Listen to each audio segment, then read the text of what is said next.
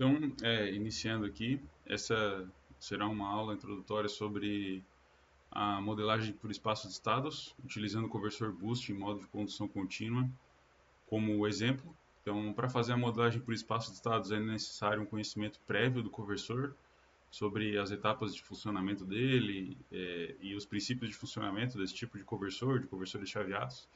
Então, eu vou referenciar outro vídeo aqui para quem ainda precisa dar uma reforçada no conhecimento dos modos de operação do conversor.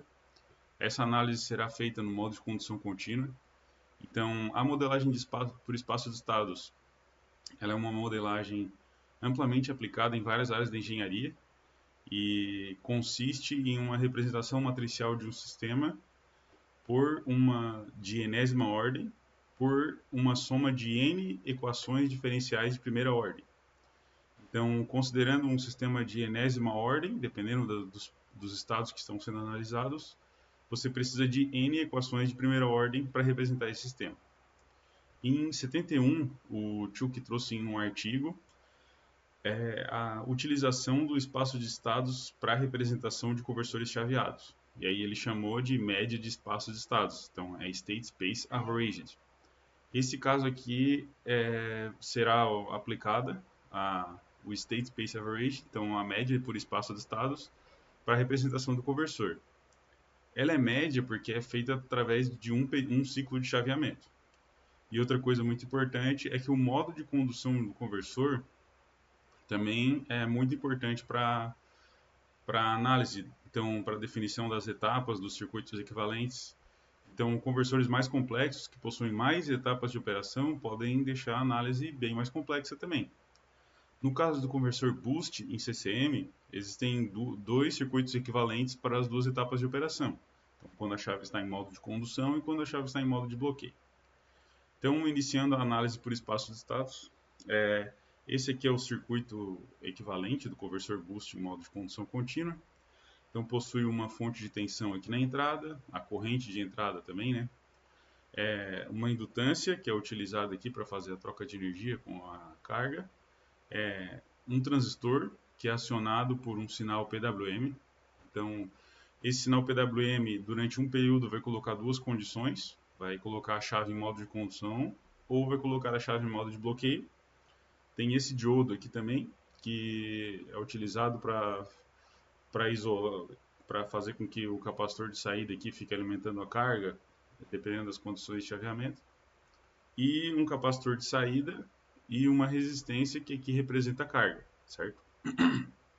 Então, para simplificar a análise, então essa chave aqui foi simplificada, esse transistor foi simplificado por uma chave, mas que é bem mais simples a análise, e o diodo também.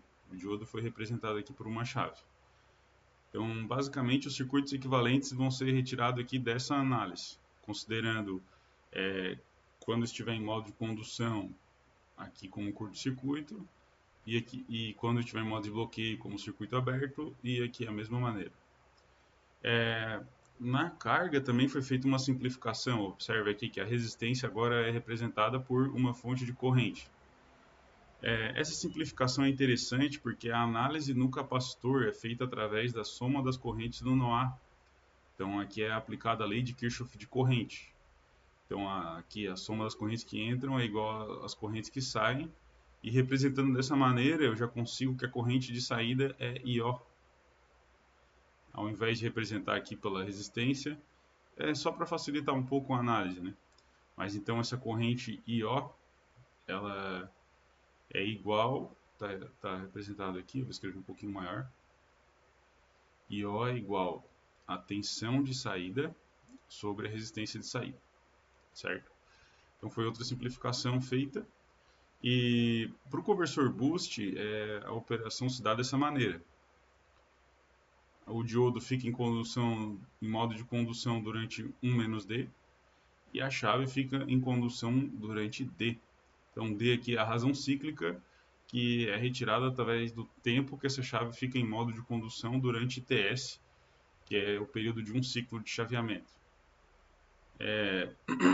Dando continuidade aqui com a análise desse circuito. Então aqui está o sinal de comando da chave S1. Então durante D, a chave é colocada aqui em modo de condução, né? E esse D aqui, vezes o período de chaveamento, lembrando aqui que o período de chaveamento é igual a 1 sobre a frequência de chaveamento, certo? Então, pegando aqui a razão cíclica e multiplicando pelo período de chaveamento, se tem o período T1.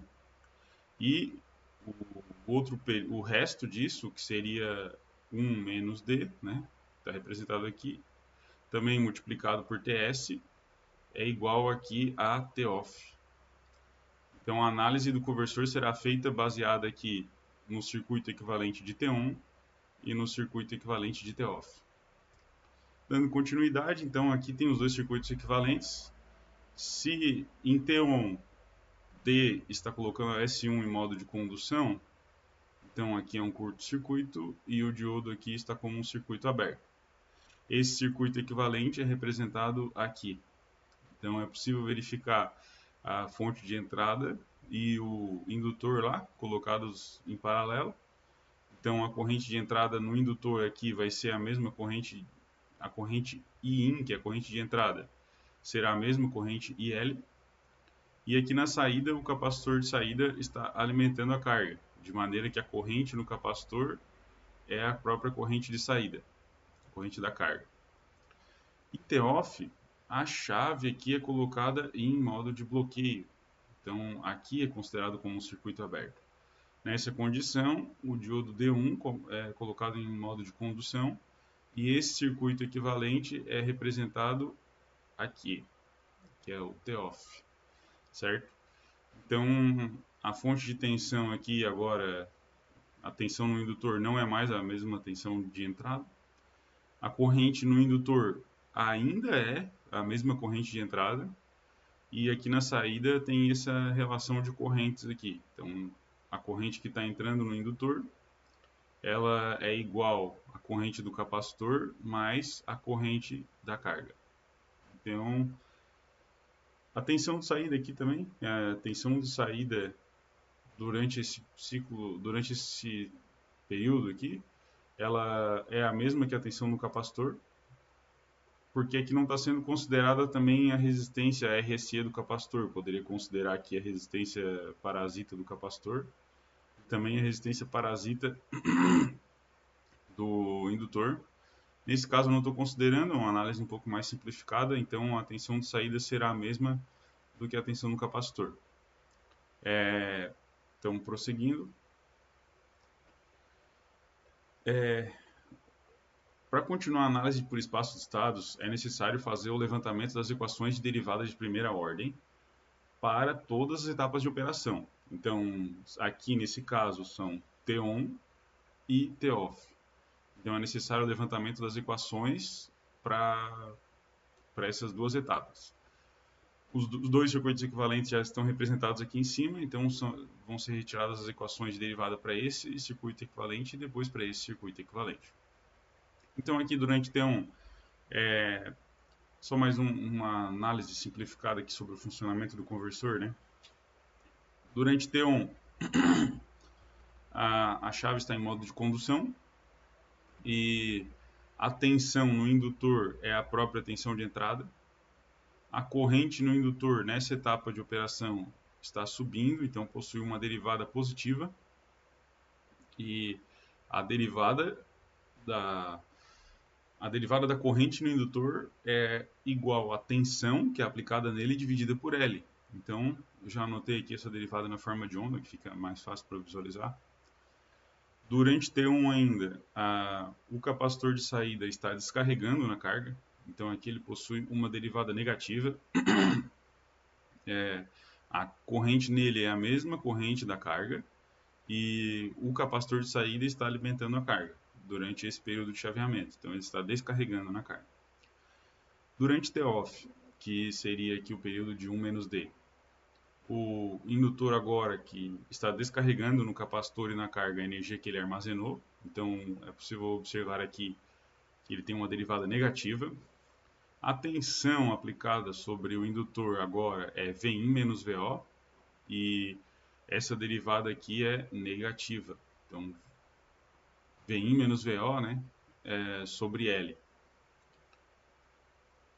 Essa variação de tensão aqui é o ripple de tensão, que é a tensão máxima e a tensão mínima do capacitor. E agora a corrente nesse capacitor aqui é igual IL menos IO, que sai dessa equação aqui da soma das correntes no nó A. Então, voltando aqui, no nó A, se pegar aqui as somas das correntes, que IL é igual a IC mais IO. Então, isolando IC, fica IC igual IL menos IO. É obtido através dessa relação aqui, IL menos IO. Também está representado aqui embaixo. É isso. Essas são as principais formas de onda que a gente vai analisar.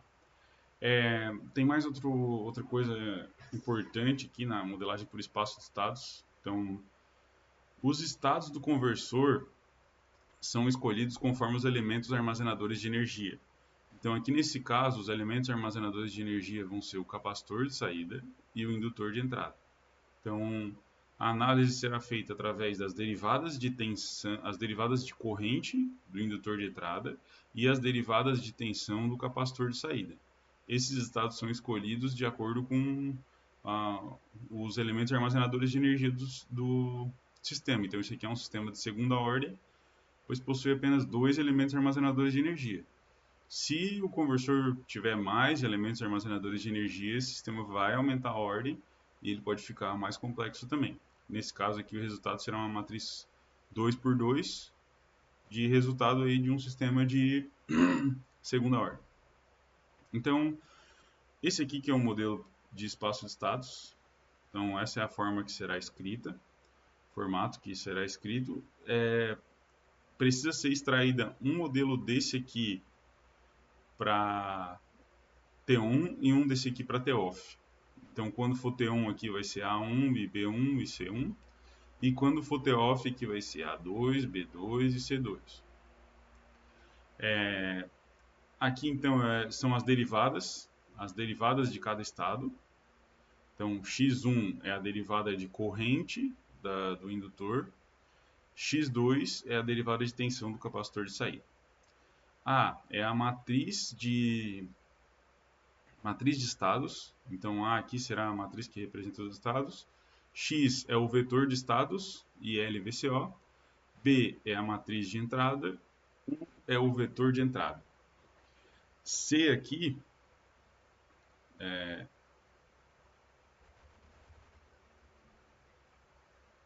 C é a matriz de saída.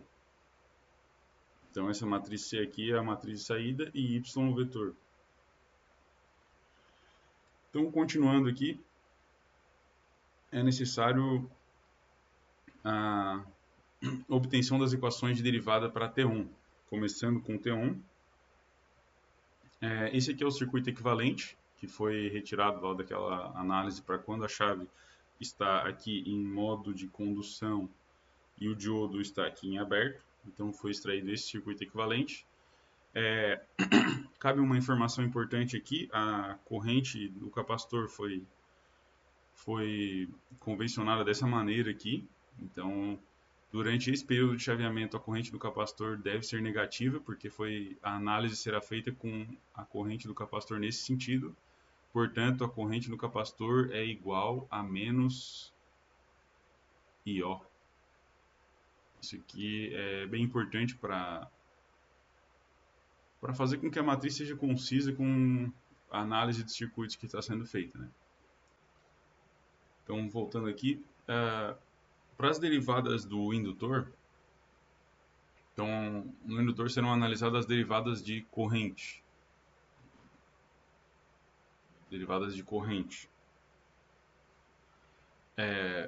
Onde a derivada de corrente no indutor multiplicada pela indutância é igual a tensão.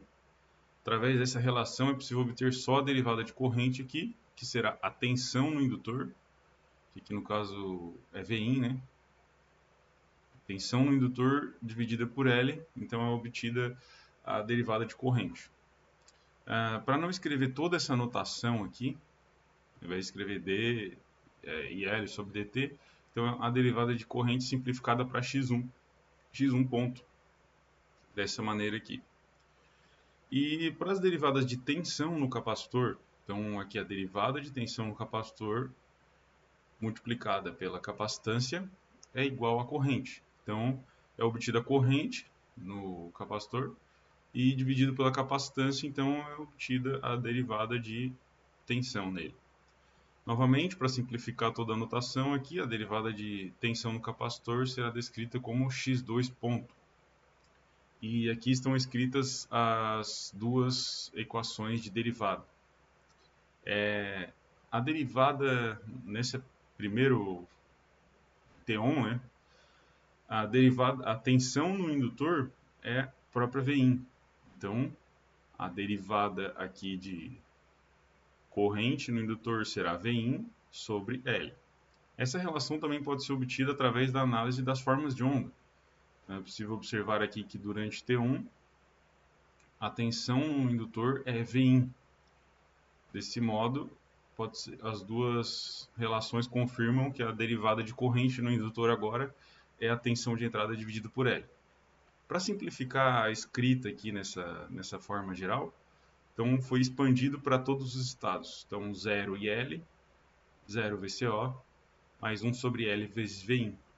Então essa daqui é a derivada, primeira derivada, né, do sistema. A segunda derivada do sistema é a derivada de tensão no capacitor. Então, x2 ponto é igual a menos IO sobre a capacitância. Essa relação pode ser obtida através aqui dessa análise de circuitos, então, onde é possível observar que a corrente convencionada aqui, nesse sentido, é negativa com relação à corrente de saída, e também através das formas de onda que foram escritas aqui, onde aqui deveria ser negativo, né? Então a corrente no capacitor aqui é menos IO. Por causa dessa convenção aqui de análise, né?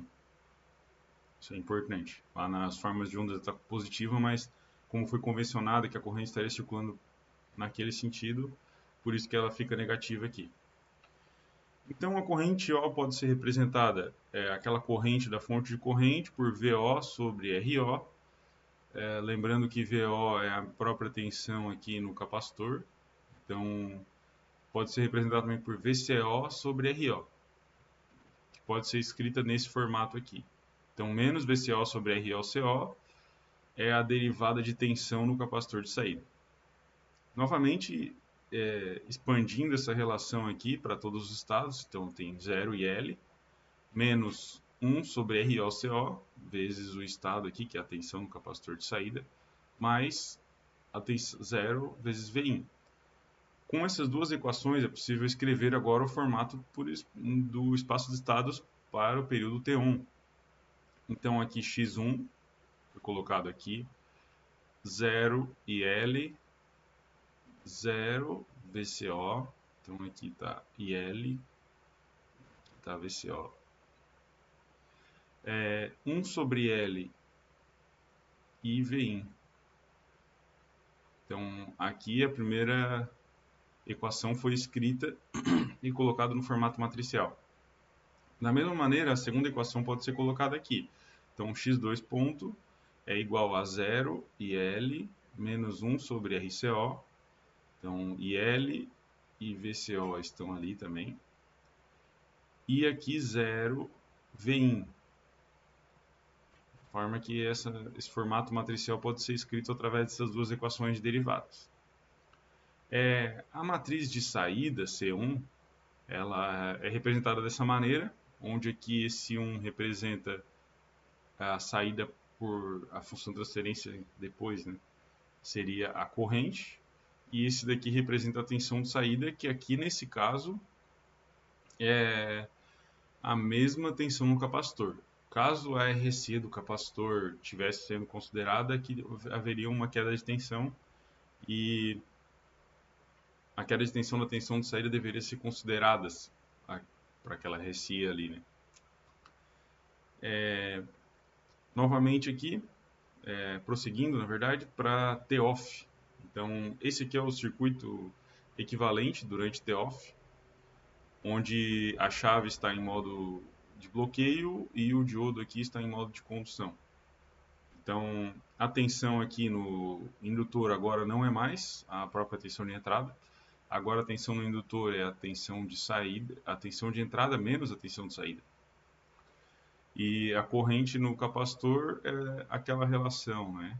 IL igual ICO mais IO. Outra coisa importante de observar aqui é que o sentido da corrente agora ele está no mesmo sentido da corrente convencionada. Dessa maneira, será considerada o próprio sinal que for obtido dessa relação. Então, prosseguindo com a análise, x1 ponto, que é a derivada de corrente no indutor aqui, é a tensão de entrada menos a tensão de saída. Dividido pela indutância, essa é a derivada de corrente. Novamente, analisando lá as formas de onda, a tensão aplicada no indutor durante T-off é a própria tensão de entrada menos a tensão de saída. Certo. Então, para essa equação de derivada, expandindo, é obtido esse formato aqui, 0 IL menos 1 sobre L VCO mais 1 sobre L Vin. E para x2 ponto, que é a derivada de tensão no capacitor de saída, IL menos IO é igual IL menos IO sobre CO é igual a derivada de tensão nesse capacitor. Então, isso aqui pode ser separado, né? Essa parte aqui, que é um estado, e L é um estado, então pode ser separado dessa maneira, IL sobre CO, menos VO sobre RO, que é a corrente IO. Observe que o sinal negativo aqui está presente, isso aqui é dividido pela capacitância. Expandindo essa forma aqui, é possível obter essa forma aqui com todos os estados. Então, 1 sobre CO menos 1 sobre ROCO VCO mais 0 VIN. Novamente, com essas duas equações de derivada, é possível escrever aquele formato lá da equação de espaços estados. Agora, aqui também deveria ser 2. Agora, na forma matricial para T-off. Então, 0 e L menos 1 sobre L VCO mais 1 sobre L VCO, VIN e por aí vai. E aqui na segunda derivada, 1 sobre CO menos 1 sobre ROCO e 0 VIN. Então, aqui é escrita a equação de estados. Com isso, com essa análise, são obtidas esses dois sistemas. O sistema para T-on e para T-off. A média de espaço de estados é obtida através de uma média dessas equações de estados para o período de chaveamento TS. Dessa forma, então, as matrizes médias são calculadas assim. Observe que aqui também tem a matriz a matriz de transição direta. Em alguns casos ela pode ser considerada na análise por espaço de estados, mas com o objetivo de simplificar aqui, ela vai ser considerada nula. E em vários casos pode ser considerada assim. Então aqui será utilizada apenas a matriz A, B e C. Então A1 multiplicado por D1, que é o período em que a razão cíclica está ativa, o sinal da chave está ativo em modo de condução, vezes a matriz A1, e aqui A2 vezes 1 menos D, e aqui está sendo representado por D2. Então, dessa maneira é calculada as médias das matrizes que está sendo feito aqui. Então, A1 vezes D1 mais A2 vezes 1 menos D1, que é o D2 aqui. Foi feita aqui uma observação, então, que menos 1 menos D1 é igual a D1 menos 1. Então, essa relação foi colocada aqui na matriz A média. Então, essa matriz A média aqui é obtida através dessa média. Da mesma forma que a matriz B, que como a tensão de entrada está presente tanto em D quanto 1 menos D, então aqui acaba ficando sem o parâmetro D, ela fica igual, né? E a matriz de saída também, como aqui tem 1 e 1, e aqui também, então a média acaba sendo 1, porque a soma de D1 mais 1 menos D é igual a 1, certo? Em alguns dos conversores, essa matriz de entrada aqui não vai ser igual, então pode ser que fique um pouco mais complexa a análise. No caso do conversor boost, não, é assim mesmo, a análise é um pouco mais simplificada. Obtendo, então, só considerando aqui a matriz de transição direta como zero, então é possível obter um novo sistema de espaço de estados representado aqui pelo modelo médio. Então, onde x1 são as derivadas, A é a matriz média de estados, B é a matriz média de entrada e C é a matriz média de saída. Então, esse é o sistema médio. Com esse modelo, é possível obter, então, o modelo em regime permanente ou o modelo de grandes sinais.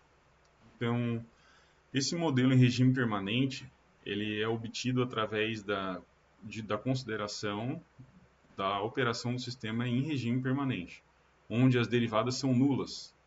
Dessa maneira, D1, que é a razão cíclica, é considerada com valor médio, Vin também é considerado com valor médio. Nesse caso, é uma fonte de tensão corrente contínua, então já era um valor médio constante ali, mas para as pequenas variações ali não devem ser consideradas, deve ser considerado só o valor médio dela mesmo. A corrente no indutor também deve ser considerada como o valor médio da corrente no indutor. E a tensão no capacitor de saída também deve ser considerada como o valor médio. Esse sistema, então, modelo de espaço de estado, sendo considerado aqui as derivadas como nulas, o valor médio dos vetores e o valor médio da entrada, o sistema pode ser escrito dessa maneira, para o modelo de grandes sinais ou modelo em regime permanente. Aqui IL e VCO são consideradas como os valores médios e Vin é o valor médio da entrada. Observe que interessante, então, pegando essa relação aqui, que é 0 igual a AX mais BU, e isolando x, é obtida essa equação aqui, de modo que aqui é a inversa de A1. E y é descrito como cx mais eu, considerando aqui essa parte nula. Então, c vezes esse x aqui é a saída do sistema. Então, é possível calcular aqui o novo sistema, né? Só tem um parâmetro interessante que... Ah, tá, esse menos aqui aparece aqui na frente do C. E para calcular a inversa aqui dessa matriz, ela é dividida pelo determinante. Então, observe que interessante. Se para calcular a inversa depende da divisão pelo determinante dela, então o determinante dela não pode ser nulo para executar esse cálculo aqui. Senão, isso aqui vai dar uma inconsistência matemática. Voltando aqui para o modelo médio, o modelo de grandes sinais, então, e reescrevendo as equações, né? Então, pegando aqui 0, que a derivada agora é nula, aqui também é 0 vezes IL, né? Então, já foi desconsiderado, e aqui D1 menos 1 sobre L vezes VCO. É possível mais 1 sobre L vezes Vin. Através dessa relação aqui, considerando as derivadas nulas, é possível obter o ganho estático do conversor, porque eu tenho o valor médio aqui da tensão de saída, que é VCO, e da tensão de entrada, que é Vin. Bom, continuando também, aqui na parte de baixo, a derivada nula, 1 menos D1 sobre CO, vezes IL, então o IL está aqui, menos 1 sobre ROCO, vezes VCO. Fazendo fazendo a análise aqui, então,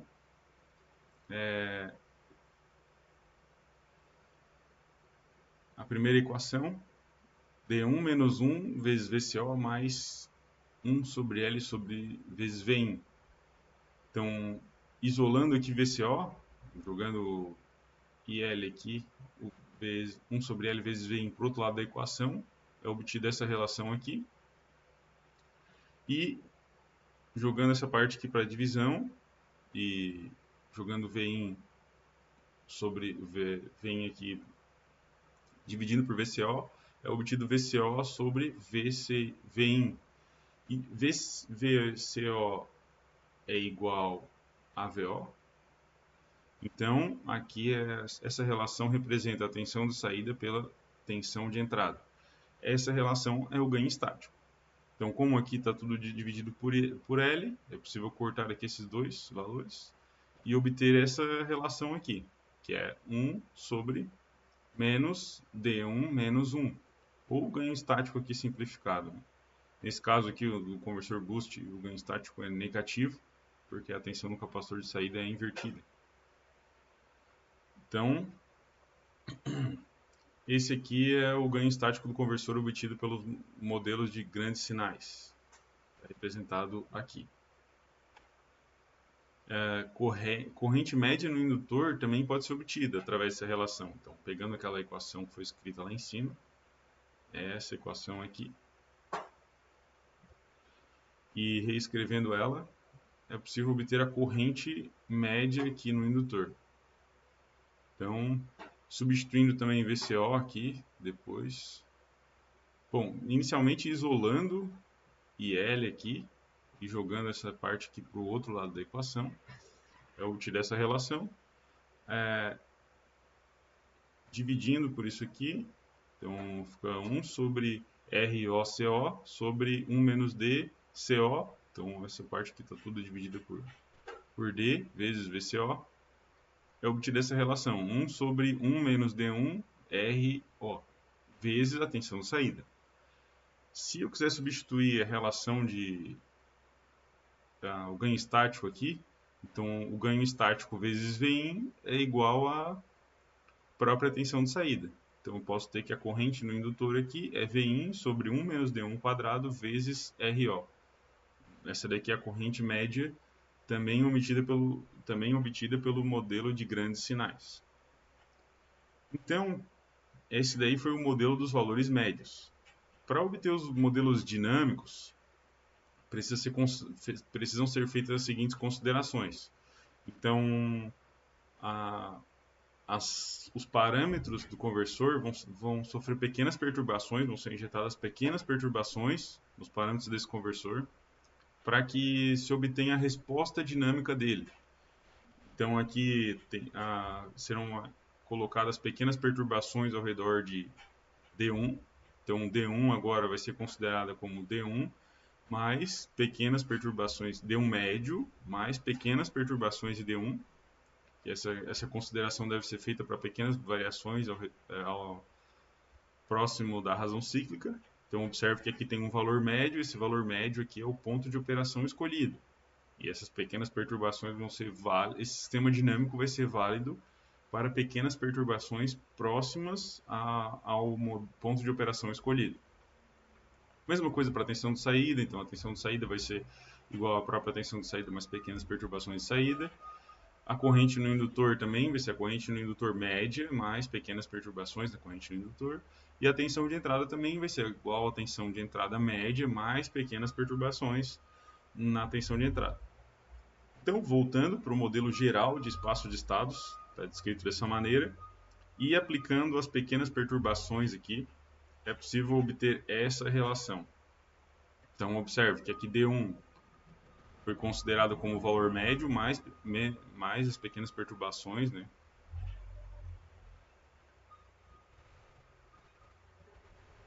Então, aqui D1 é o valor médio mais essas pequenas perturbações.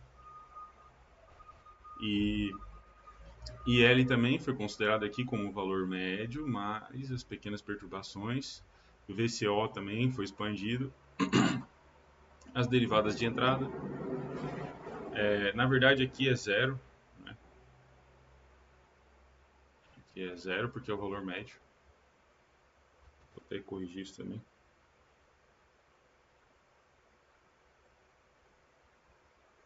Então aqui é zero. O valor médio da derivada em regime permanente é nulo. Então já foi considerado aqui como zero. Aqui também, então o vetor de estados foi considerado isso aqui. Na matriz de entrada, que foram aplicadas pequenas perturbações de Vin, e aqui na saída também. Então, seguindo a análise, aqui foram anuladas os valores médios, né? Agora ficou esse modelo expandido. Esse modelo aqui, aqui também foram considerados os valores zeros, valor médio, e aqui também, para obter só a dinâmica da saída e não o valor em regime permanente. Mas ainda se tem aqui o valor. Tem mais uma coisa. Como aqui não tem D1, então se aqui tivesse D1, esse VN aqui teria que ser considerado.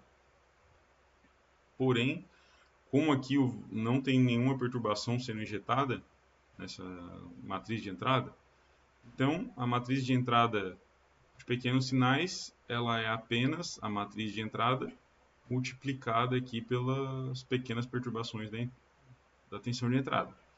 Se tivesse D1 aqui, aí ia ser D1 mais D1, chapeuzinho, que são D1 médio mais as pequenas perturbações ao redor de D1. Isso implicaria que esse D1 estaria multiplicando o DIN e teria algumas pequenas perturbações, uma parcela dinâmica do sistema que precisaria ser representado por essa equação. Contudo, como essa média aqui é 1, então aqui não tem dinâmica no sistema além das pequenas perturbações ao longo da tensão de entrada. Então, para o conversor boost, dessa maneira que funciona. Para alguns dos conversores não é assim e pode ficar um pouco mais complexo também. Expandindo essas equações aqui, então inicialmente foi pegado só os valores médios aqui, multiplicado pelas pequenas perturbações de IL, então isso aqui e isso aqui também, os valores médios aqui foram escrito essa matriz de estados, onde o que multiplica os pequenos sinais em torno da corrente no indutor e o que multiplica os pequenos sinais em torno da tensão de saída. Também foram separados aqui os valores que multiplicam o IL, certo? Então, como esse aqui é um modelo dinâmico e esse IL aqui é a matriz média, aqui está sendo considerada nula. Então, essa matriz aqui já será desconsiderada. É interessante observar que se escrever aqui como zero, né, aqueles valores médios lá, essa matriz aqui é o próprio modelo de grandes sinais. Está representado aqui. Então acaba que aqui se considera a tensão de entrada média, as derivadas nulas, aqui o vetor x, essa daqui é um modelo de grandes sinais. Então, é a partir desse princípio que é obtida separado o modelo de grandes sinais, o modelo médio e o modelo dinâmico, considerando que você tenha um valor médio de operação do conversor em regime permanente, o sistema de estados é representado por um valor médio mais uns valores dinâmicos em torno daquele ponto de operação escolhido. Então, esse aqui é o modelo de grandes sinais, que aqui está sendo considerado como nulo para análise dinâmica. E aqui são os valores médios, então aqui foi utilizado os valores médios do vetor, então IL-VCO, multiplicado pela dinâmica da razão cíclica. Então foi obtido aqui os valores médios, multiplicado por IL aqui e por VCO, né? E aí foi reescrita essa matriz, que é A vezes X, mais U, que são pequenas variações em torno da razão cíclica. E aqui foi reescrita a matriz, essa parte aqui, que são as pequenas variações em torno da razão cíclica, multiplicadas pelas pequenas variações da tensão de saída, e aqui também, que são multiplicadas pelas pequenas variações em torno da corrente no indutor. É obtida essa matriz aqui. Só que essa matriz possui pequenos sinais multiplicando pequenos sinais. Então, observe, uma coisa muito pequena multiplicando outra muito pequena vai resultar num menor ainda. Então, por serem valores muito pequenos, é feita essa consideração que isso aqui é próximo de zero. E essas dinâmicas de segunda ordem, onde possuem pequenos sinais multiplicando pequenos sinais, elas são desconsideradas. Então, essa matriz aqui também é desconsiderada. E isso aqui é a linearização do sistema. Qual que é a consequência da linearização do sistema? Bom, o ganho do conversor boost ele não é linear. E esse efeito da linearização faz com que o conversor, a função de transferência inicie em zero, e para o ponto de operação ela corresponda ao mesmo valor, ao mesmo ponto, mesmos valores de saída do que o conversor. Só que para variações ao entorno desse ponto de operação, como foi linearizado o sistema, a função de transferência que vai ser obtida vai continuar com o comportamento linear, contudo o comportamento do conversor não é linear. Então, aqui existe um erro para variações em torno desse ponto de operação. Então, dependendo do ponto de operação escolhido, então aqui se escolher esse ponto aqui ou esse ponto aqui, esse erro pode ser maior ou menor por causa do comportamento exponencial do conversor. Então, aqui em A3, pequenas variações em torno desse ponto de operação vão causar um erro muito grande, e aqui em Q2 o erro seria menor, né? Então, aqui eu trouxe alguns outros exemplos, como alguns conversores que possuem esse ganho estático aqui de maneira com característica logarítmica, também tem esse erro aqui para grandes distâncias de zero aqui, esse erro pode ser maior. Alguns conversores como o Buck Boost, que possuem o ganho praticamente linear até 0,5 e depois um ganho exponencial. Então, para esses conversores, razões cíclicas abaixo de 0,5 podem causar aqui uma diferença menor do sistema linearizado para o circuito em questão. E regiões de operação aqui muito acima podem fazer com que esse comportamento exponencial aqui aumente o erro do conversor para pequenas variações lá naquele ponto de operação. E alguns conversores que possuem um comportamento linear, então, se a função é linearizada e o conversor possui um comportamento linear, então, independentemente do ponto de operação que foi escolhido aqui, o erro será baixo ou nulo. Claro que isso partindo do pressuposto de análise teórica ideal. Isso comparado com a prática, dificilmente vai ser exatamente igual, porque possuem outras componentes que influenciam no comportamento do conversor, como resistências, capacitâncias e indutâncias parasitas. Novamente aqui analisando esse ganho estático do forward, na verdade esse aqui não é um forward convencional, o ganho estático do forward convencional é ND, certo? E aqui é um forward intercalado com saída em corrente, então ele possui esse ganho estático aqui em formato logarítmico, só para deixar claro aí que não é o conversor forward convencional. Então, simplificando o modelo de pequenos sinais, desconsiderando os valores médios e feita essa linearização, é obtida a nova equação de estados de pequenos sinais, daquela maneira que foi escrita. E a matriz que multiplica aqui os pequenos valores da razão cíclica, ela foi simplificada para essa matriz aqui. Também tem a matriz VIN, né? Que não foi escrito, mas também tem o VIN aqui, multiplicado por essa parte.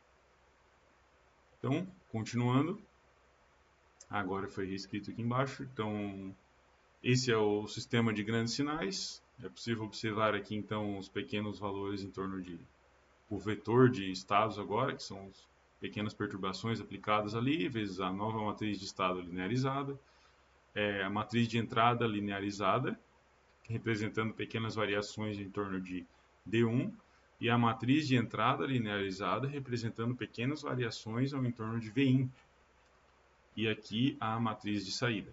Então, esse aqui é o modelo de pequenos sinais. Para facilitar um pouco a análise, essa matriz B foi escolhida aqui, foi escrita junta, de maneira que essa parte aqui representa as pequenas variações ao entorno da razão cíclica e essa parte aqui ao entorno da tensão de entrada. É o mesmo sistema e esse é o modelo de pequenos sinais para o conversor boost, modelo linearizado. Então, para obter as funções de transferência, é necessário aplicar Laplace aqui nesse sistema, onde que é utilizada essa relação aqui. Então, S vezes x de S é igual a x de S mais BU de S. Através dessa relação aqui é obtida... Ah, tá, e a saída também. Então, na verdade aqui seria...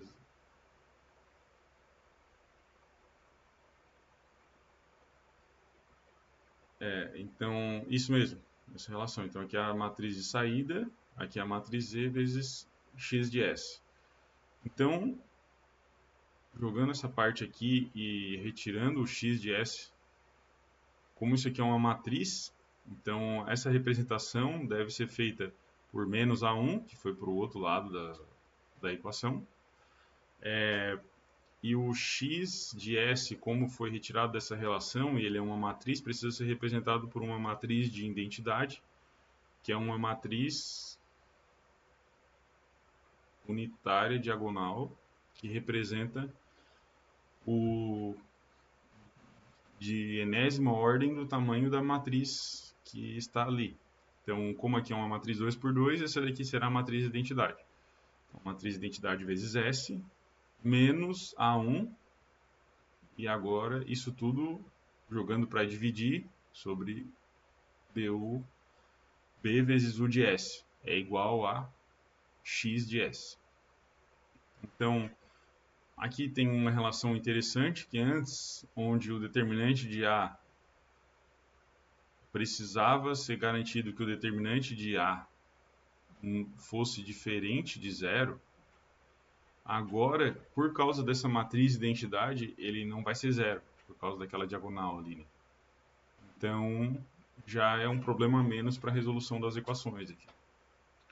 E a saída do conversor, em função de S, pode ser obtida através dessa relação, substituindo isso aqui, né? Agora tem a saída do conversor em função de S, que se dá por essa relação. Então, C vezes matriz de identidade vezes S menos A1, isso elevado a menos 1, mais B vezes U de S. Ainda, como isso aqui ainda é uma matriz inversa, então observe que isso aqui vai resultar numa matriz de funções de transferência de saída. Como essa matriz inversa aqui precisa ser calculada dividida pelo determinante de A, então todas as funções de transferência serão divididas pelo mesmo denominador. Então a tensão de saída, a corrente no indutor será dividida pelo mesmo denominador. O que muda é a parte de cima das equações. Para obter a saída desse sistema, então é feita a resolução desse sistema aqui. Se eu quiser resolver com a matriz de entrada,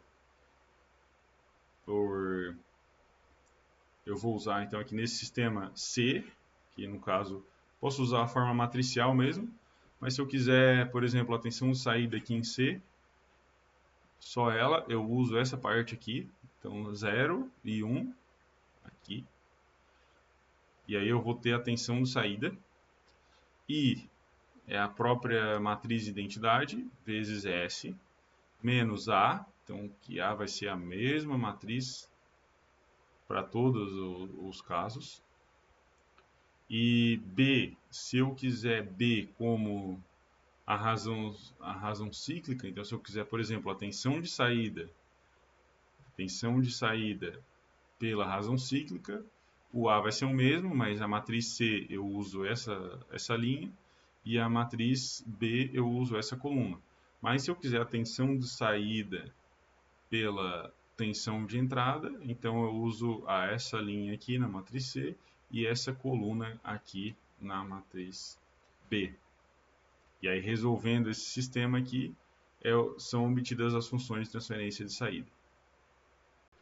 Então, prosseguindo, agora a gente vai aplicar o modelo por espaço de estados que foi definido aqui, modelo de pequenos sinais, agora na software matemático, para depois validar em simulação.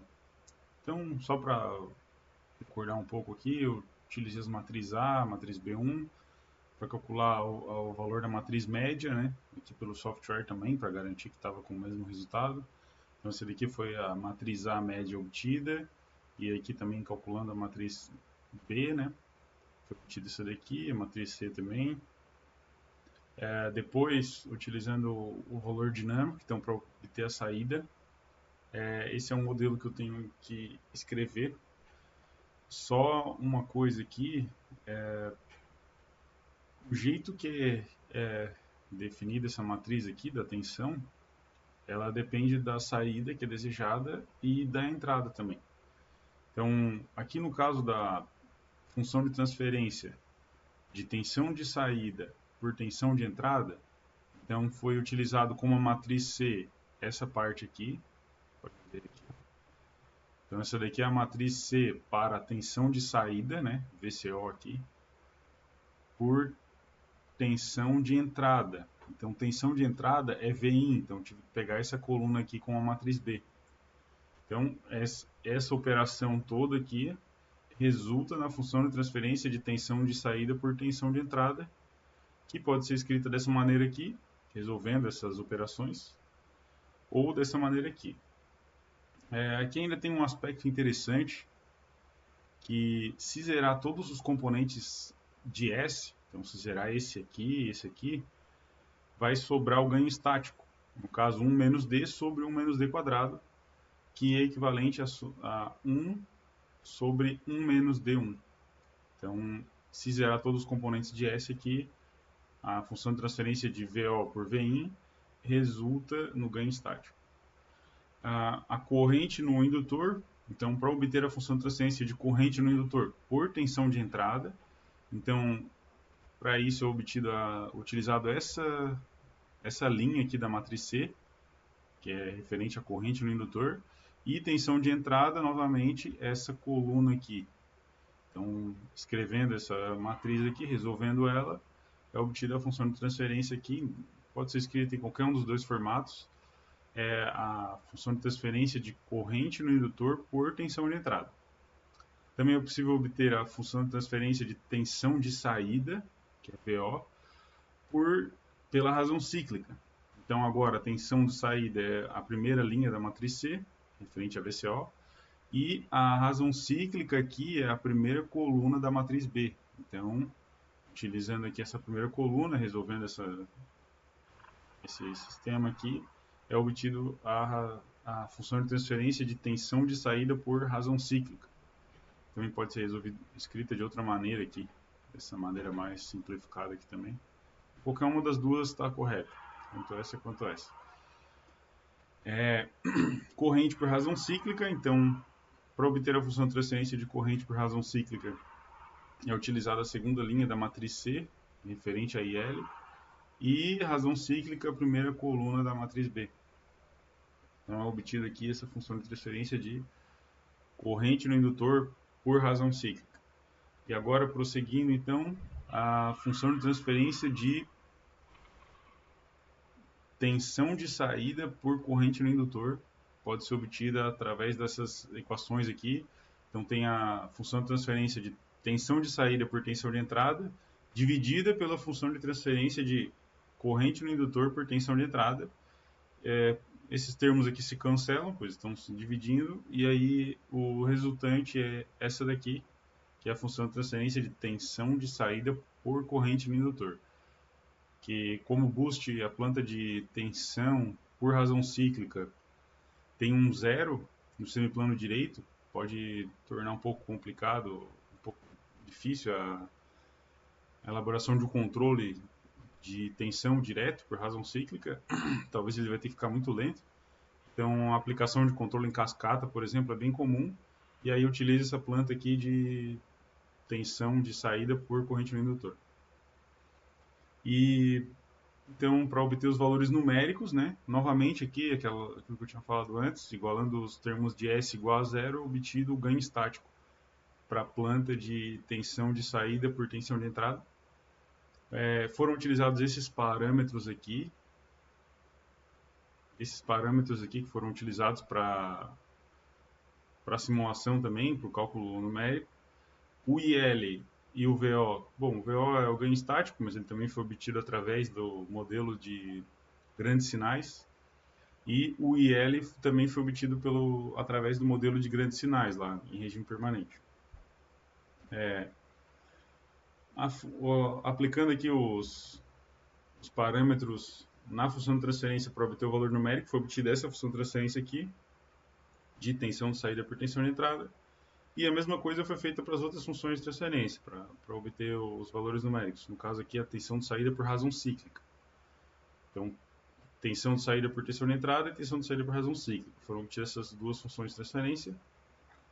Para a validação foi utilizado então o software Plex. Então foi executado duas simulações aqui. Aqui é o circuito do conversor boost convencional, né? Então ele tem uma tensão de entrada aqui. No modelo de tensão de saída por tensão de entrada, a entrada da função de transferência aqui é a própria tensão de entrada do sistema. E a saída é equivalente à tensão de saída aqui que está sendo medida em RO. Então, executando a simulação aqui novamente, é possível observar que quando o sistema sai do regime permanente, vou dar um zoom aqui para ficar mais fácil. Quando o sistema sai aqui, está no transitório, né, até chegar em regime permanente, ele tem uma divergência grande aqui do sistema, porque está muito longe do ponto de operação. Lembrando que essa daqui é a função de tensão de saída por tensão de entrada. Então a validação deve ser feita após o sistema entrar em regime permanente, executar um degrau, uma pequena variação, depende do quanto é pequena aqui, depende da não linearidade do sistema. E após o sistema estar em regime permanente, que deve ser aplicada essa perturbação para ver o comportamento. Então, em verde aqui é a tensão de saída, que possui um ripple, por isso que ela está assim bem larga, né, por causa da variação de tensão aqui que tem. E em vermelho é o modelo que foi calculado para a tensão de saída com a entrada na função de transferência. Então, é possível ver que os dois estão bem condizentes, só para mostrar aqui o ripple de tensão e o modelo médio de tensão de saída por tensão de entrada ali. Então, é assim que deve ser feita a validação do sistema em uma simulação. Então, com um degrau aqui de tensão de entrada, né? Foi variado aqui 10% da tensão de entrada, e essa daqui é a planta que foi calculada.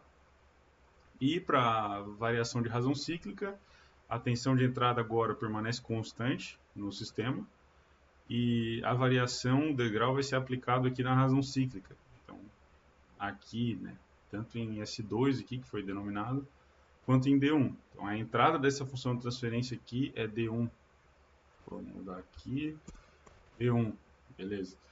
E está chaveando essa chave aqui, está chaveando esse transitor aqui com a razão cíclica, e a partir de um certo momento é aplicada uma variação de 1% na razão cíclica. Então, executamos novamente aqui a simulação. É possível observar novamente que aqui na partida do sistema, na inicialização, tem uma divergência por causa da grande diferença do ponto de operação. E aqui, quando o sistema entra em regime, é aplicada a variação. Então, aqui tem um ganho estático, é possível observar que tem uma diferença de ganho estático aqui, que o sistema acaba estabilizando um valor abaixo aqui do valor médio da tensão mesmo. Isso porque a planta que foi calculada aqui é linearizada, em torno desse ponto de operação, enquanto que o ganho estático do conversor não é. Então, o comportamento dessa tensão de saída continua sendo exponencial. Contudo, dá para ver que as ondulações aqui estão bem próximas do valor simulado. E essa daqui é a simulação, a validação aplicando degrau, mas também pode ser feita uma simulação aplicando pequenas perturbações. Então, prosseguindo aqui para a validação da planta de tensão de saída por tensão de entrada, aplicando pequenas perturbações. Aqui no Plex, as pequenas perturbações elas são representadas por essa fonte de pequenas perturbações e a resposta é obtida através desse bloco aqui. Após programado ali corretamente o tamanho dos pequenos sinais e o range de frequência, é obtida a resposta de saída, tanto para o circuito simulado, quanto para a função de transferência, a resposta em frequência aqui, né, para uma variação de 100 Hz até 40 kHz. Então, quando essa frequência chega muito próximo aqui da frequência de chaveamento, pode ter erro, né? Então, o ideal é que não seja feito analisado aqui até a frequência de chaveamento, tem que ser antes da frequência de chaveamento. Contudo, é possível observar que a resposta em frequência que tanto do conversor boost simulado, o circuito, quanto a planta estão exatamente uma em cima da outra ali durante todo o espectro simulado, com exceção ali das frequências muito próximas da frequência de chaveamento. Então, isso aqui é só mais um exemplo da validação por pequenos sinais, utilizando a ferramenta AC Sweep no Plex.